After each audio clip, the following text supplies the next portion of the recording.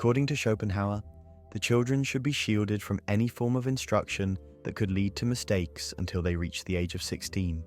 This means that they should be kept away from any sort of philosophy, religion, and any broad perspectives, as the errors formed in their early years tend to stick with them. Additionally, the ability to critically assess and judge doesn't fully develop until later, making early exposure to these ideas potentially harmful. Welcome back to another video where we'll dive into the essays of none other than Schopenhauer. We've previously explored Schopenhauer's thoughts on other topics like socializing. Those videos are linked in the description below. With that in mind, let's dive into Schopenhauer's essay on education. In their natural state, humans form ideas based on their direct observations of the world.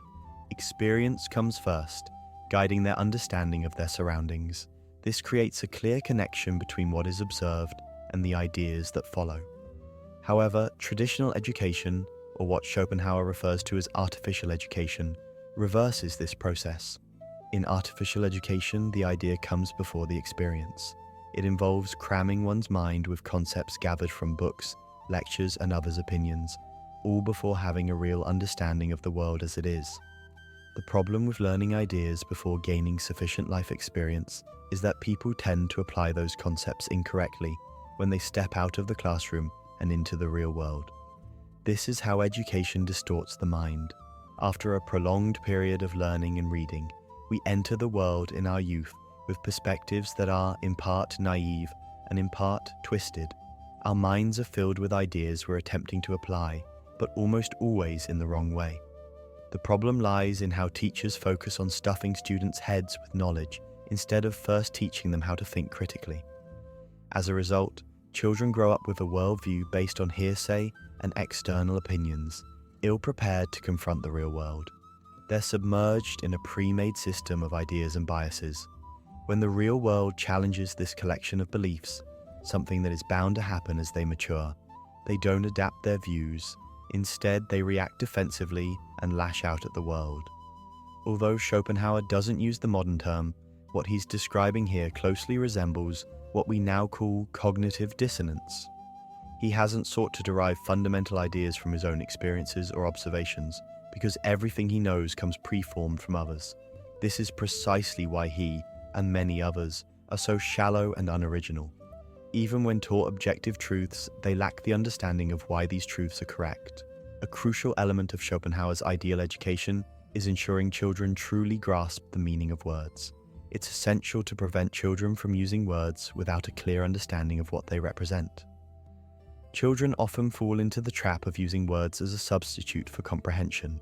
They memorize words to sound knowledgeable when faced with challenges, rather than striving to understand the concepts behind them. This tendency often persists into adulthood, turning the knowledge of many learned individuals into nothing more than empty verbosity.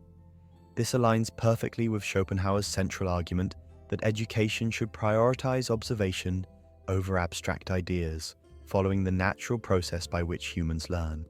However, Schopenhauer acknowledges that in early youth, a child's ability to reason is still developing. This is why he suggests that, during the formative years of education, subjects like philosophy, religion, or any matters of opinion should be avoided until around the age of 16. Instead, children should focus solely on subjects where objective errors can be identified, such as mathematics or languages. Schopenhauer also touches on history, but only in the sense of memorizing facts like dates. The advantage of this, he argues, is that our memory is most powerful during childhood, and the information we memorize at this stage tends to stay with us for life.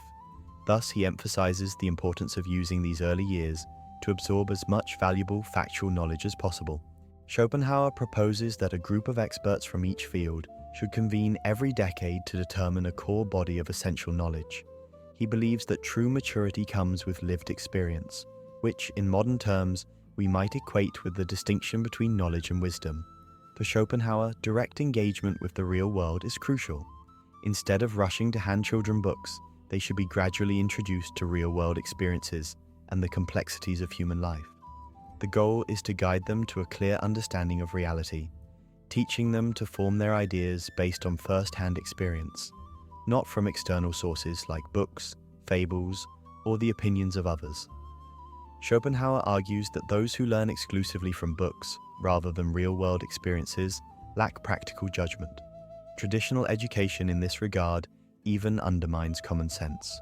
As a result, many learned individuals lack the sound common sense that is often more prevalent in those without formal education. He's also remarkably consistent in his thinking. In his broader philosophy, he emphasizes the importance of engaging with the real world, particularly through the natural sciences and direct observation, as a way to become a better philosopher. This view carries over into his thoughts on education. He believes that children should spend more time connecting with nature and experiencing life firsthand, rather than being immersed in books. What do you think of Schopenhauer's perspective? Do you agree with his idea that philosophy should be introduced later in a child's education, or do you think children should be exposed to it much earlier? We'd love to hear your thoughts in the comments, and if you want to check more content like this, then you just need to check our channel. Thanks for watching, and we'll see you in the next video.